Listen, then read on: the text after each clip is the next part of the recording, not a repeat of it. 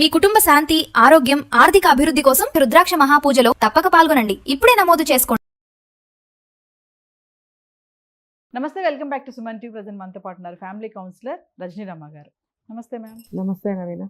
ఇప్పుడు అందరి గురించి కాదు, కొంతమంది భార్యల గురించి మాట్లాడుకుంటే హస్బెండ్తో ఎప్పుడు ఒక వార్ అనమాట, యుద్ధం చేస్తూ ఉంటారు. మరి అలా చేయడం వల్ల అత్తమాను గొడవ పడడం వల్ల, అండర్స్టాండింగ్స్ లేక, కోఆర్డినేషన్ లేకపోవడం వల్ల నువ్వంత నేనెంత, నువ్వు చేస్తే నేను చేయనా, నువ్వు అటు వెళ్తే నేను ఇటు వెళ్ళనా, నువ్వు ఇలా కూర్చుంటే నేను ఎందుకు కూర్చోకూడదు, నేనేమన్నా తక్కువ, ఇట్లా వాగ్వాదం చేసుకోవడం వల్ల అంటే మెల్లగా ఆ ఫ్యామిలీ అనేది కొలాప్స్ అవ్వడానికి దారి తీస్తుందా? అంటే హస్బెండ్స్తో ఎప్పుడు ఇలా యుద్ధాలు చేస్తున్నారా? అంటే యుద్ధం అంటే పెద్ద యుద్ధమేం కాదు, ఇలాగే ఇంట్లో ఎంతసేపు చికాకు పెట్టించడం, ఫ్రస్ట్రేట్ చేయడము, దీని మరి పర్యవసానం ఎలా ఉంటుంది అంటే అందరి గురించి కాదు, ఇలా ఉన్నటువంటి భార్యల గురించి మాట్లాడుకుంటే అది ఏం చెప్పాలో ఒక రకమైనటువంటి అసంతృప్తి ఏమో వాళ్ళకి ప్రతిదానికి కూడా. అంటే వాళ్ళ మెంటాలిటీ ఎలా ఉంటుందంటే, భర్త చేస్తే ఎందుకు చేసావు అన్నట్టు ఉంటుంది, భర్త చెయ్యకపోతే చేయలేదన్నట్టు ఉంటుంది.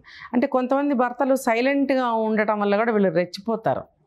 ఆ రెచ్చగొట్టే విధానం అంటే వాళ్ళు ఇంటెన్షన్గా రెచ్చగొట్టకపోవచ్చు, వాళ్ళ మౌనం వీళ్ళని రెచ్చగొడుతుంది. దాంతో ఏమవుతుందంటే, ఇంకొకటి ఏంటంటే, ఒక్కొక్కళ్ళకి భార్య చేసే పనులు కొన్ని నచ్చవు, దానివల్ల సైలెంట్గా ఉంటుంటారు. లేదు అనంటే గొడవ పడటం ఇష్టం లేక సైలెంట్గా ఉంటుంటారు.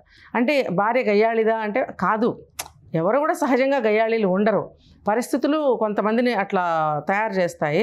కొంత వాళ్ళ కుటుంబ నేపథ్యం వల్ల కూడా నోరుగల భార్యలు ఉంటారు. అయితే ఏంటంటే ఇక్కడ నువ్వెందుకు చేయవు నేనే చేయాలా, ఇలాంటివి మీరు అన్నారు ఇప్పుడు పోటీతత్వం.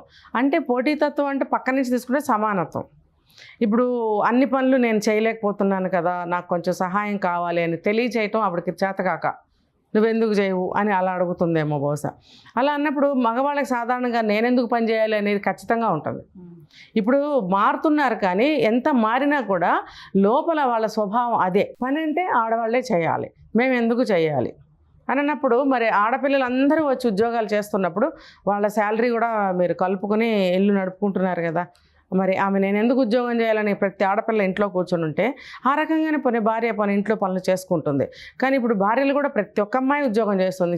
కింద కేటగిరీ నుంచి కూడా చూసుకుంటే 10,000 రూపాయల జీతానికి కూడా అమ్మాయిలు ఉద్యోగానికి వెళ్తున్నారు, ఎందుకు ఇల్లు నడవాలని చెప్పి.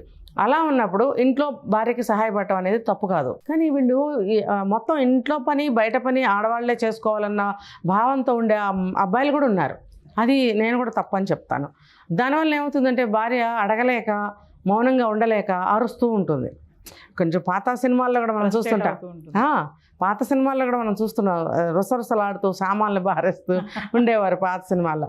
ఇప్పుడు అమ్మాయిలు అలా చేయరు కాబట్టి ఇంకా అరుస్తూ తగాదా పెట్టుకుంటూ, లేకపోతే తన పని తను చేసుకుంటూ కూర్చోవడం, లేకపోతే పని చేయకుండా కూర్చోవడం, ఇలాంటివి చేస్తూ ఉంటారు. అదేమనంటే నువ్వు చేయొచ్చు కదా, నువ్వెందుకు చేయవు. ఇక్కడ ఒకటి నవీన, భార్యకి ఏ వయసులోనైనా సరే ఓపిక లేదు, లేకపోతే ఆ రోజు ఒంట్లో బాగాలేదు, లేకపోతే రోజు చేసి ఒక విసుగుదల వస్తుంది అన్నప్పుడు భర్త అనేవాడు కొంచెం సాయం చెయ్యాలి. తను రోజు విసిగిపోతుంది కదా, అంటే నేను చేయలేదా ఉద్యోగం ఇది ఈ వాదనకి ఎవరు సమాధానం చెప్తారు? ఓకే, ఉద్యోగం చేసుకుంటే అక్కడ తేడా ఏంటంటే, ఉద్యోగానికి వెళ్ళినప్పుడు నువ్వు ఏమి అక్కడ ఘనకార్యం చేసేస్తున్నావు, వెళ్తావు కూర్చుంటావు, అక్కడ ఏదో వర్క్ చేస్తావు వచ్చేస్తావు. అక్కడ నీకు పర్టికులర్ రెస్పాన్సిబిలిటీ అంటూ ఏమి ఉండదు. పై అధికారి ఏం చెప్తారో యాజ్ పర్ రూల్ నువ్వు ఆ జాబ్ చేసేసి ఇంటికి వచ్చేస్తావు, ఇన్ని వర్కింగ్ అవర్స్ అని. ఇంట్లో అలా ఉండదు. లేచిన దగ్గర నుంచి పడుకునే వరకు, ఇందాక మీరు అన్నారు నిద్రలో కూడా నాకు వర్క్ టెన్షన్తో నిద్ర పట్టట్లేదు మేడం అన్నారు. అదేంటది, అది మీకు వర్క్ లోడ్ ఎక్కువైపోయింది, ఇంట్లో పని బయట పని ఎక్కువైపోయినప్పుడు నిద్ర పట్టక అవే ఆలోచనలు రావటం వల్ల నిద్ర కూడా పట్టదు. మరి వీళ్ళేంటి, మేము బయటకు వెళ్ళి కష్టపడి వచ్చేసాం, 2 సిగరెట్లు తాగుతారు, 2 టీలు తాగుతారు, ఫ్రెండ్స్తో కాస్త కబుర్లు చెప్పుకుంటారు, మిగిలిన టైం కాస్త వర్క్ చేస్తారు, బండి వేసుకుని ఇంటికి వచ్చేస్తారు. అంటే మీకు మైండ్ చాలా ఫ్రీ అయిపోతుంది, అక్కడికి మీకేమీ టెన్షన్ ఉండదు, ఎక్కడ టెన్షన్ అక్కడ వదిలిపోతుంది. వదిలిపోయినప్పుడు మీరు హాయిగా ఇంటికి వస్తారు. ఇంటికి రాగానే భార్య ఏదోటి అందించాలి, చిరునవ్వుతో రావాలి, తెల్లచీర కట్టుకోవాలి, నైటీ వేసుకోకూడదు, ఇంకొకటైతే మల్లెపూలు పెట్టుకుని తెల్లచీర కట్టుకుని రావాలి. మరి ఎవరి కోరికలు వాళ్ళ కోరిక ప్రకారం భార్య ఆ రకంగా ఎదురు రావాలి, కాఫీ కప్తో రావాలి, లేదా ఒక్కొక్కరికి స్నాక్స్ తినే అలవాటు ఉండి స్నాక్స్ తయారు చేసి రెడీగా ఉండాలి. అంటే అన్నీ కూడా మీకు అనుగుణంగా ఉండాలి అని అంటే తను కూడా మార్నింగ్ టు ఈవినింగ్ అలసిపోయి ఉండొచ్చు ఇంట్లో ఉండే అమ్మాయి అయితే. మరి అదే ఆఫీస్కి వెళ్ళి వచ్చే వాళ్ళకైతే నీ కోరికలే ఆమెలోనూ ఉంటాయి. మరి అలాంటప్పుడు ఆమె అడగటంలో తప్పు లేదు. అప్పుడేమంటారు, పరమ గయ్యాళివి, నీ నోరు మంచిది కాదు అంటే అస్సలు 1% కూడా అర్థం చేసుకునే పరిస్థితి వాళ్ళకు ఉండదు. నేను అడుగుతాను, ఎందుకు అర్థం చేసుకోలేకపోవాలి? అర్థం చేసుకోండి. తను అరుస్తుందే కానీ ఎంత పని మీ మీద పడేస్తుంది? మీరు చెయ్యి పెట్టి చేయటం మొదలు పెడితే నీకు ఇది రాదు, పక్కకుండా తనే చేసేసుకుంటుంది. కావాలంటే టెస్ట్ చేసుకోండి మీరు. ఒక విషయం చెప్పండి, అంటే ఇద్దరు ఇలా అస్తమాటు గొడవ పడడం వల్ల రాను రాను వాళ్ళ మధ్యలో ఉన్నటువంటి బంధం, ఆ ప్రేమ అనేది మరి తగ్గిపోతుంది అనుకోవచ్చు. ఖచ్చితంగా తగ్గుతుంది. ఎందుకంటే అక్కడ అండర్స్టాండింగ్ లేదు, కోఆపరేషన్ అసలు అంతకన్నా లేదు. అసలు భార్యని అర్థం చేసుకోవటం అనే పాయింట్ లేదు అక్కడ. ఎందుకు చేసుకోవాలి? నేను కష్టపడుతున్నాను, నేను ఉద్యోగం చేస్తున్నాను, నేను అలసిపోయాను, నాకు వయసు అయిపోయింది అంటే దేనికి తగ్గట్టు దానికి జవాబులు నువ్వు కూడా బరాబర్గా చెప్పుకుంటూ పోతుంటే ఇంకా ఆ అమ్మాయి కష్టాన్ని ఎలా చెప్పుకుంటుంది? నిజానికి మన ఇద్దరం అనుకుందాం, మనకు తెలుస్తుంది ఈ కేసు, ఈ అమ్మాయి కంప్లీట్గా అలసిపోయింది, ఈ అమ్మాయికి హెల్త్ బాగాలేదు, అసలు నీరసంగా ఉంది, చేయలేకపోతుంది, లైఫ్లో చేసి విసిగిపోయింది అని మనకు తెలుస్తుంది, మనకు అర్థం అవుతుంది. ఆ అబ్బాయికి అర్థం కావట్లేదు, చూసేవాళ్ళకి తెలుస్తుంది, అతనికి అర్థం కావట్లేదు. దీన్ని ఎలా అతను అర్థం చేసుకోవాలి?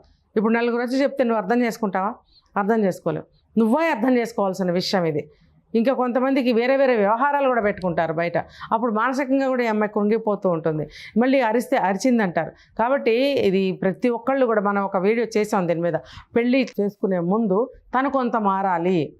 అమ్మాయి అయినా సరే పెళ్లి చేసుకునే ముందు తను కొంత, కాబోయే భర్త కోసం కొంత మారాలి. తన అభిప్రాయాలు కానీ, తన అభిరుచులు కానీ, తన పద్ధతులు కానీ కొన్ని మార్చుకోవాలి ఇద్దరు కూడా. తర్వాత పెళ్ళి అయిన తర్వాత ఇద్దరు ప్రతి అడుగు కలిసి ఎలా వేయాలి అని చెప్పి ఫస్ట్ నైట్ని వాయిదా వేసి కూడా ఈ ప్రణాళికలు వేసుకోవాలని చెప్పి మనం మాట్లాడుకున్నాం. అంటే భార్య ఇష్టాలేంటి, కష్టాలేంటి, తను ఏ పని ఎలా చేయగలుగుతుంది, ఏ పని ఇంట్రెస్ట్గా చేయగలుగుతుంది, అలాగే భర్త కూడా ఒకళ్ళ ఇష్టాలు ఒకళ్ళు అభిరుచులు తెలుసుకుని మనం ప్రవర్తించుకుందాము లేదా ప్రవర్తించుకుందామని ఎవరికి వాళ్ళు అనుకున్నా సరే, ఇద్దరు కలిసి అనుకున్నా సరే, ఆ విధంగా అడుగులు కలిసి వేసినట్టయితే వాళ్ళకి ఎలాంటి ప్రాబ్లమ్స్ రావు అని మనం చెప్పుకున్నాం.